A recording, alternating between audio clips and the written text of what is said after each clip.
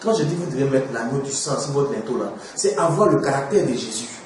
Aimez votre prochain avant vous-même. Aimez même vos ennemis. Quand on dit aimer vos ennemis, ce n'est pas dire allez faire, allez, je sais pas, mais ne l'en voulez pas, ne l'en voulez pas de mal. Ne pensez pas du mal pour lui. Ce qu'il a fait, il a fait. N'ayez pas de mauvaise disposition de cœur pour lui. Vous voyez un peu, c'est comme ça, parce que c'est Dieu qui l'a permis. Donc, vous l'aimez, vos ennemis. Vous ne cherchez pas à vous venger. Vous ne cherchez pas à aller, voilà, il m'a fait ça, donc j'ai remboursé.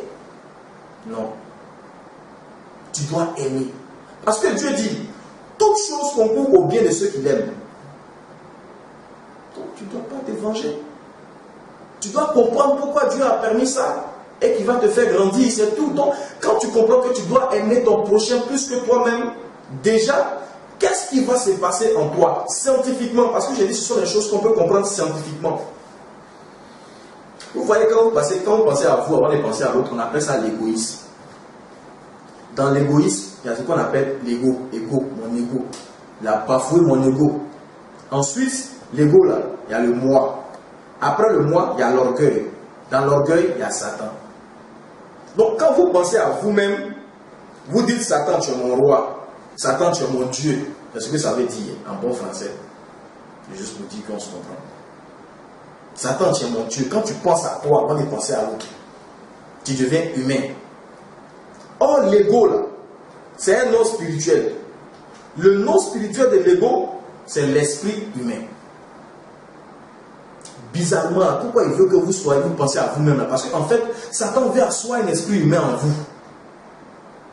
Et l'esprit humain, c'est quoi? C'est la maison des démons. C'est l'habitation des démons. Vous vous rappelez quand Jésus a chassé le démoniaque, le fou qui avait des légions dans son corps de démons là. Eux tous étaient nombreux, mais ils sont allés habiter quelque part dans son corps là. La maison où ils sont partis, c'est ce qu'on appelle l'esprit humain. C'est là-bas les démons habitent et puis ils vous fatiguent, ils vous font souffrir. Parce que c'est les démons qui doivent vous faire souffrir. Et c'est eux qui dirigent le monde. Voilà pourquoi on appelle le monde. Quand vous renversez ça, ça fait démon. Donc il a besoin de vous assujettir, il a besoin de vous faire souffrir, vous les enfants de Dieu. Mais pour ça, là, il faut que vous acceptiez de penser à vous-même avant de penser à l'autre. Parce qu'en pensant à vous, vient s'asseoir l'esprit humain, dans lequel tous les démons qui doivent faire souffrir vont aller s'asseoir. Esprit de célibat, esprit de mari de nuit, des femmes de nuit, de ton mariage ne va pas bien. Tout ce qui est problème qui puisse t'arriver, c'est dans cet esprit humain que tous les démons vont s'asseoir. Alcool, sexe, drogue, des prostituées, des ceci, des cela, des gens qui vivent une vie de dépravation. C'est les démons qui font ça. Mais pour ça, il faut que tu aies cette maison-là, esprit humain. Donc Jésus, il doit te délivrer pratiquement là. Il dit, mais attends, si je chasse un démon va partir à prendre l'autre pour revenir. Si tu chasses un, il prend 7 et puis il revient. Mais pour ne pas qu'ils viennent là, il faut que je détruise leur maison. Parce que s'ils n'ont pas de maison, le démon ne saura pas où partir. Donc pour détruire la maison là, il faut penser contraire. C'est-à-dire, ne pense plus à toi, mais pense au bien de l'autre. Ça veut dire quoi? Il faut utiliser ton intelligence. Il faut utiliser ta connaissance. Il faut utiliser ta force. Tout ce que tu as pour le bien de l'autre. Donc toi, tu ne vis plus. Toi, tu n'existes plus. Et comme tu n'existes plus, physiquement, le diable n'a pas de raison de t'habiter. Parce que tu viens de détruire la maison. Voilà pourquoi il a dit, détruisez cette maison et 3e jour, je vais la rebâtir. Vous voyez un peu? Je vais la rebâtir dans une autre disposition. Ça veut dire quoi? Lorsque vous pratiquez le sacrifice de Jésus, je dis bien, on n'a pas dit de suivre Jésus, on dit de pratiquer son sacrifice à la croix de Golgotha. Place la vie de l'autre avant ta vie. Parce qu'en faisant comme ça, tu vas tuer en toi les germes de la possession spirituelle négative. Aucun démon ne pourra t'habiter. Parce que maintenant, tu deviens fils de Dieu. Tu peux même donner commandement à un démon. Parce que simplement, tu as aimé les autres avant ton intérêt. Tu vas peut-être me dire, mais si je prends toute mon intelligence pour m'occuper de l'autre, moi comment je vais vivre alors? Voilà ce qu'on n'a pas compris. Regarde, Dieu, on l'appelle le Dieu de toute bonté. Le Dieu de toute bonté, qui prend plaisir à donner. Il dit, avant que tu ouvres la bouche, il sait ce que ton cœur a besoin. Et Dieu, il veut te donner. Mais puisque tu prends ton intelligence, ta force, ta disposition à servir les autres, ça veut dire que toi, tu es libre. Il peut maintenant te donner. Parce que tu ne penses pas à toi. Tu vois un peu. Donc, c'est Dieu qui va te remplir ton grenier. Et tu sais que quand Dieu te donne, cela est suivi d'aucun chagrin. Ça veut dire quoi concrètement? Quand tu vas voir ton frère, et puis tu règles dans son foyer, tu te disposes pour lui, afin que dans son foyer, il y ait l'amour, la paix. Toi, tu ne cherches pas, tu prends ton intelligence pour aller permettre à ce que le foyer de ton frère, de ton ami, soit heureux. Mais qu'est-ce que Dieu fait? Dieu va t'apporter forcément ta femme. Mais si Dieu t'apporte ta femme, là, tu penses que c'est une femme qui va te fatiguer après? Elle va te servir. Une femme juste, comme la Bible le déclare, le veut, soumise et vertueuse. Quand Dieu donne, c'est suivi d'aucun chagrin. Donc, il n'y a même pas de méchanceté ou quelque chose à perdre ici, mais bien au contraire, on a tout à gagner. Se disposer pour les autres. Voilà ce qu'on appelle l'amour de Jésus. L'amour de Jésus, ce n'est pas l'amour humain. Hein. On comprend que quand Jésus dit, si on te gifle de l'autre côté, il faut donner de l'autre côté. Mais étant humain, on ne comprend pas ça. Moi, on m'a giflé et puis j'ai donné de l'autre côté. Pourquoi? Aucun humain ne peut faire ça. Mais spirituellement, on comprend que c'est une élévation. C'est comme si quand tu es giflé, on te donnait 50 millions. Mais tu attends l'autre jour. Parce que quand tu fais du bien à l'autre, tu te fais 50 fois plus de bien parce que Dieu va te donner. On ne cherche pas la bénédiction. La bénédiction se donne par Dieu. Mais étant humain, on doit chercher. Il faut chercher à te réaliser. Il faut chercher à te battre. Il faut amener tes enfants à l'école. Il faut faire ceci. Il faut faire cela. Tu as coupé la main de Dieu dans ta vie. Voilà pourquoi ce que tu gagnes, ça ne te profite pas. On a besoin de tout ce qu'on gagne doit être parfait. Donc pour cela, il faut qu'on se dispose. C'est ça l'amour de Jésus. Quand tu pratiques ici, regarde, tous les esprits qui te possèdent vont tous disparaître. Parce que tu fais naître en toi la lumière. Tu deviens esprit. Tu es né de nouveau. Et puisque tu deviens esprit, tu dois commander le démon.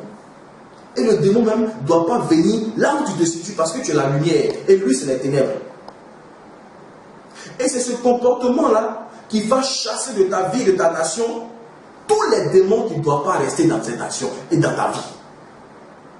Parce que individuellement, si tu pratiques l'amour de Jésus dans ton cœur, tu te mets au service des autres, le démon même sort de ta vie. Il n'y a rien à faire. C'est pratique, c'est démontré. Maintenant, si vous êtes 2, 3, 4 personnes, c'est pas vrai. Là, Dieu dit, là où 2, 3 sont, je suis présent. Donc, quand vous êtes 2, 3 qui vont manifester ce même amour-là, vous allez voir que l'Esprit de Dieu va descendre. Et quand l'Esprit de Dieu est là, le diable n'est plus là. C'est la lumière. Quand il vient, il chasse les ténèbres. Voilà ce qui va se passer dans ce pays. Que Dieu a accepté. Pour chasser les gens, pour faire quoi que ce soit, manifester l'amour. Ceux qui ne sont pas habités, ceux qui n'ont pas le droit de rester dans ce pays, ils vont partir. Ceux qui sont des enfants du démon, des méchants, tu n'as pas besoin de prendre ma chaise pour chasser qui que ce soit. Donc quand je parle de ce message qui s'adresse aux Ivoiriens, ce n'est pas les Ivoiriens de nationalité. Hein.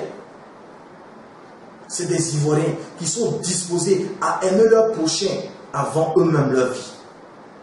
Il y a des musulmans aussi qui aiment des gens comme ça. Il y a des catholiques qui aiment des gens comme ça. Il y a des évangéliques. Il y a des gens qui ne croient pas en Dieu qui ont cette disposition-là. C'est eux les enfants de Dieu. Par contre, il y a des gens qui sont de l'autre côté, mais qui sont mauvais, noirs, puis sont dedans.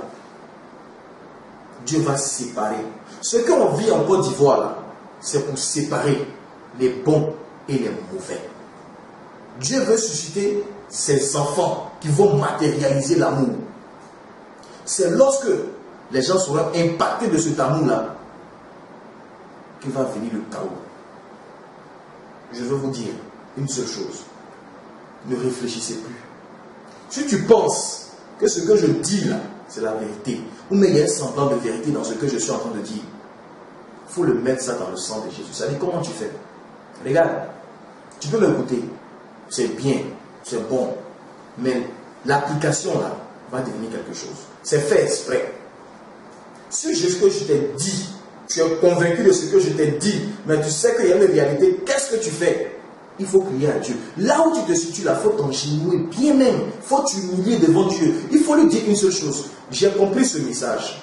J'ai entendu ce message. Je sais que j'ai envie de faire ce que Jésus a fait. Pas ce que Jésus m'a dit de faire. Il dit ce que Jésus a fait lui-même, je peux faire la même chose. Parce que c'est lorsque tu feras ce que Jésus a fait que tu seras parfait. Tant que tu restes homme, tu ne seras jamais parfait. Et si tu n'es pas parfait, la souffrance va toujours te suivre. Donc dis à Dieu, je viens de comprendre un message. J'ai besoin que toi, tu m'aides. Parce que Dieu dit quoi? Il fait ça exprès. Pour que tu puisses établir ce pacte-là avec lui. De façon verbale. À haute voix, pas dans ton cœur. Dis-lui à haute voix. Parce qu'en disant à haute voix, l'ennemi est là et puis il comprend. Il dit, tu as vu, mon enfant là, il a fait le pacte avec moi maintenant. Tu n'as plus le droit de le faire souffrir. Parce que je vais lui donner un nouveau cœur à aimer. Donc après toi, lorsqu'il aura ce cœur-là, toi, il faut quitter de sa vie. Vous voyez un peu. Voilà matériellement ce qui va se passer. Donc, demande à Dieu. Dieu dit, c'est moi qui sonde les cœurs et les reins. Je vais te transformer. Je vais te donner un nouveau cœur. Mais demande-moi. Parce que tu sais que tout ce qu'on demande à Dieu, il nous donne. Même que ce soit difficilement, il nous donne.